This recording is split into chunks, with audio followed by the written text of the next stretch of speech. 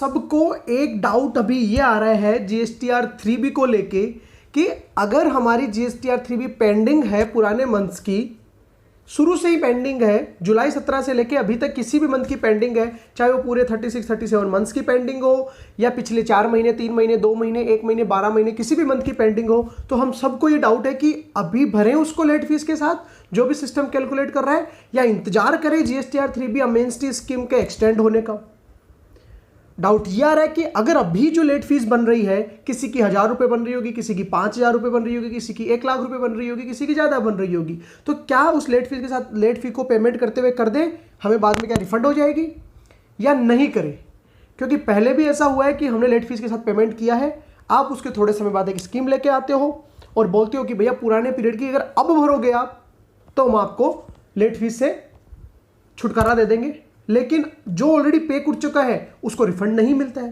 कहने का मतलब अगर मैं 2 महीने, 3 महीने, 4 महीने, 5 महीने, 6 महीने से लेट हूं और उसके साथ मैंने रिटर्न फाइल कर दी है, 5-6 महीने तक की जो भी पेनल्टी मेरी लेट फीस बन रही थी वो पेमेंट करते हुए, वो तो गई सरकार की जेब में। बाकी अगर मैं 2 से 3 साल बाद मेरी रिटर्न भर रहा हूं, जी हाँ, कितना 2 से 3 साल बाद मेरी रिटर्न भर रहा हूं, तो आप नोटिफिकेशन ले आते हो कि भैया अब भरोगे तो कोई पैसा नहीं लिया जाएगा।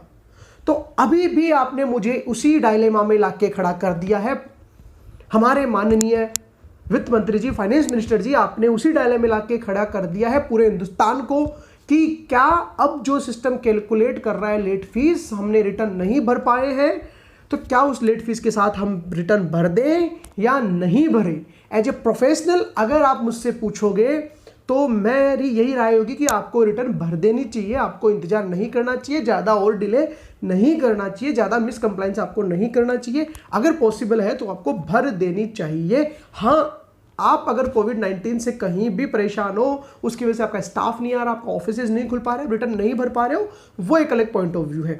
तो एज ए प्रोफेशनल मैं आपको ये एडवाइस दूंगा। लेकिन दूसरे साइड अगर मैं खुद आपकी साइड पे आके बैठता हूं, as a businessman, as a व्यापारी मैं बात करता हूं, तो डेफिनेटली मेरे मन में ये चीज़ आ रही होगी कि यार 1-1.5 लाख रुपए की पेनल्टी लेट फीस बन रही है, मैंने अभी पेमेंट कर दी, बाद में गवर्नमेंट 10 दिन बाद लेके आती है, मेरे बगल वाला व्यापारी अभी नहीं भर रहा है, वो 10 दिन का और इंतजार कर रहा है और 10 दिन बाद नोटिफिकेशन आ जाता है, उसके पेनल्टी लेट फीस नहीं लगेगी और मैं ऑलरेडी देव के भुगत चुका हूं वो लेट फीस। तो बिल्कुल एज ए बिजनेसमैन मैं भी यही सोचूंगा, मैं भी अपनी रिटर्न शायद नहीं भरूंगा।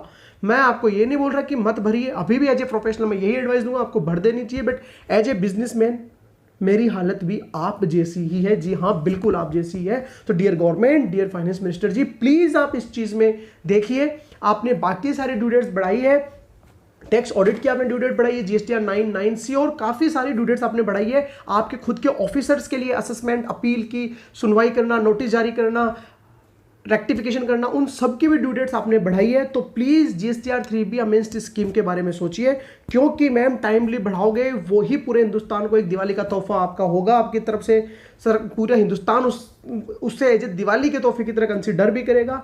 जस्टिस डिलेड, अगर आप देरी से करते हो, justice delayed is justice denied, या आप बहुत बेहतर तरीके से जानते होंगे। तो मेरी हर एक की तरफ से आपसे रिक्वेस्ट है कि प्लीज इस मैटर में आप जल्दी से जल्दी देखिए।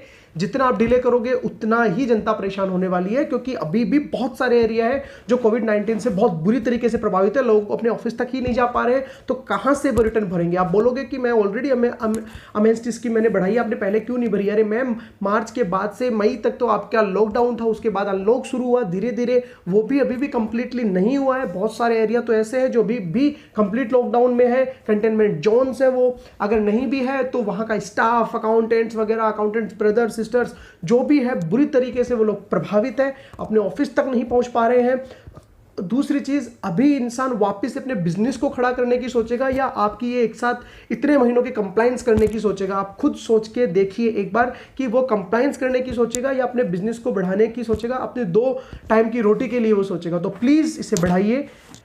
और दोस्तों, मैंने एक भारत सरकार को ट्वीट भी किया है। मेरी आपसे गुजारिश है कि उस ट्वीट को ज़्यादा से ज़्यादा रिट्वीट करें, लाइक करें, शेयर करें, और जहां भी जिसकी भी तरफ से आपको रिक्वेस्ट दिखती है, चाहे कोई वीडियो हो, चाहे कोई ट्वीट हो, कहीं भी आपको दिखता है कोई ऐसी रिक्वेस्ट कर रहा है, तो प्लीज़ उसका साथ दीजिए, ज़्यादा से ज़्यादा उसको शेयर करें, लाइक करें। दोस्तों, थैंक यू सो मच।